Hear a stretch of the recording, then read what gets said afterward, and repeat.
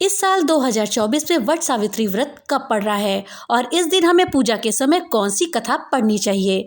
वट सावित्री व्रत, जिसे कि सावित्री अमावस्या या वट पूर्णिमा के नाम से भी जाना जाता है, 6 जून 2024 को रविवार के दिन मनाई जाएगी। इस दिन सुहागिन महिलाएं अपने पति की दीर्घायु और सुख समृद्धि के लिए व्रत रखती हैं। इस त्योहार को लेकर ये मान्यता है कि इस व्रत को रखने से परिवार के लोगों का सौभाग्य बढ़ता है, आशीर्वाद मिलता है और वैवाहिक जीवन में खुशियां आती हैं। बहुत से लोग ये भी मानते हैं कि इस व्रत का महत्व करवा चौथ के व्रत के जितना ही होता है। इस दिन व्रत रखकर सुहागिन महिलाएं वट वृक्ष की पूजा करती हैं और अपने पति की लंबी आयु और सुख समृद्धि की प्रार्थना करती हैं। चलिए जानते हैं कि वट सावित्री व्रत में हमें कौन सी कथा पढ़नी चाहिए।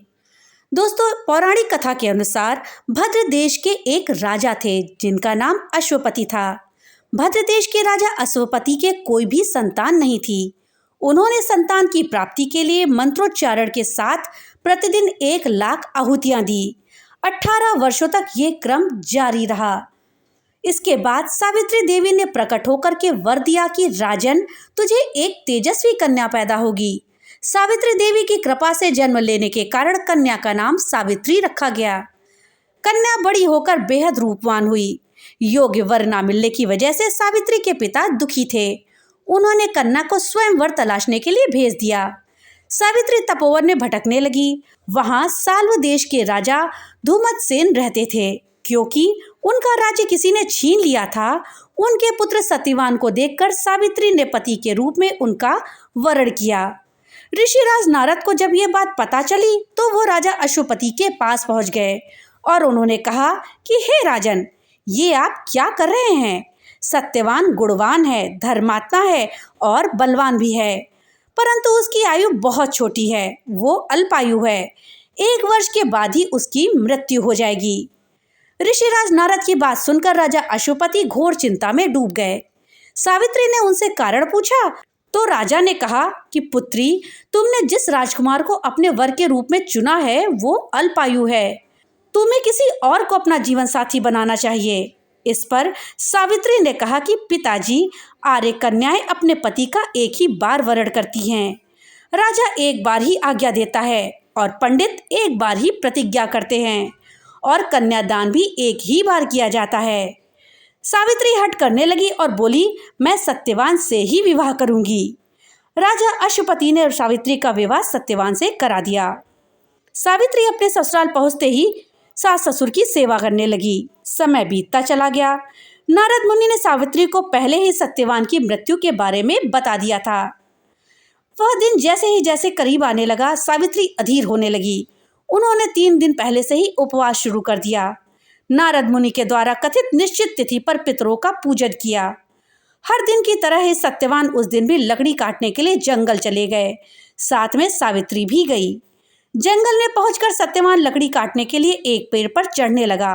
तभी उसके सिर में तेज दर्द होने लगा। दर्द से व्याकुल सत्यवान पेड़ के नीचे उतर गए।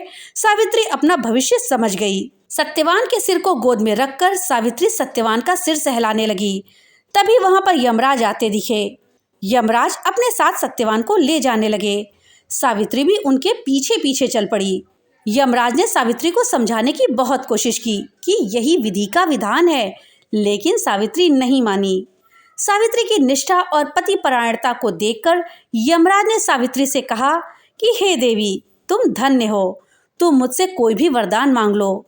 सावित्री ने कहा कि मेरे सास ससुर वनवासी और अंधे हैं, आप उनको दिव्य ज्योति प्रदान कर दीजिए। यमराज ने कहा, ऐसा ही होगा, जाओ, अब लौट जाओ। लेकिन सावित्री अपने पति व सत्यवान के पीछे पीछे चलती रही। यमराज ने कहा, देवी, वह तुम वापस जाओ। सावित्री ने कहा, भगवान, मुझे अपने पतिदेव के पीछे पीछे चलने में कोई परेशानी नहीं है। पति के पीछे चलना तो मेरा कर्तव्य है। ये सुनकर उन्होंने फिर से उन्हें एक और वर मांगने के लिए कहा। सावित्री बोली, हमारे सास ससुर का राज्य छिन गया है, उन्हें पुनः वापस दे दीजिए। यमराज ने सावित्री को यह भी वरदान दे दिया और कहा कि अब तुम लौट जाओ। लेकिन सावित्री पीछे पीछे चलती रही। यमराज ने सावित्री को तीसरा वरदान मांगने को कहा। इस पर सावित्री ने 100 संतानों और सौभाग्य का वरदान मांग लिया। यमराज ने इसका वरदान भी दे दिया सावित्री को। सावित्री ने यमराज से कहा कि प्रभु, मैं एक पतिव्रता पत्नी हूँ और आपने मुझे पुत्रवती होने का आशीर्वाद दिया है। यह सुनकर यमराज को सत्यवान के प्राण छोड़ने पड़े। यमराज अंतर ध्यान हो गए और सावित्री उसी वट वृक्ष के पास आ गई जहां उसके पति का मृत शरीर पड़ा था। सत्यवान जीवित हो गए और दोनों खुशी खुशी अपने राज्य की ओर चल पड़े। दोनों जब घर पहुंचे तो देखा कि माता पिता को दिव्य ज्योति प्राप्त हो गई थी। इस प्रकार सावित्री सत्यवान चिरकाल तक राज्य का सुख भोगते रहे। अतः पतिव्रता सावित्री के अनुरूप ही प्रथम अपने सास ससुर का उचित पूजन करने के साथ ही अन्य विधियों को प्रारंभ करें। वट सावित्री व्रत करने और इस कथा को सुनने से उपवासक के वैवाहिक जीवन या जीवन साथी की आयु पर किसी प्रकार का कोई संकट आया हो तो वो भी टल जाता है। तो दोस्तों, ये थी वट सावित्री व्रत की कथा। वीडियो अगर अच्छी लगी हो तो लाइक और ज़्यादा से ज़्यादा शेयर करिएगा। और हाँ, अगर चैनल पे नए आए हैं तो चैनल को सब्सक्राइब करना मत भूलिएगा और अपने विचार हमें कमेंट बॉक्स में लिख करके ज़रूर बताइएगा। आप सभी को आने वाले वट सावित्री व्रत की हार्दिक शुभकामनाएं। तो मिलते हैं अगली नई वीडियो के साथ। तब तक के लिए राधे राधे।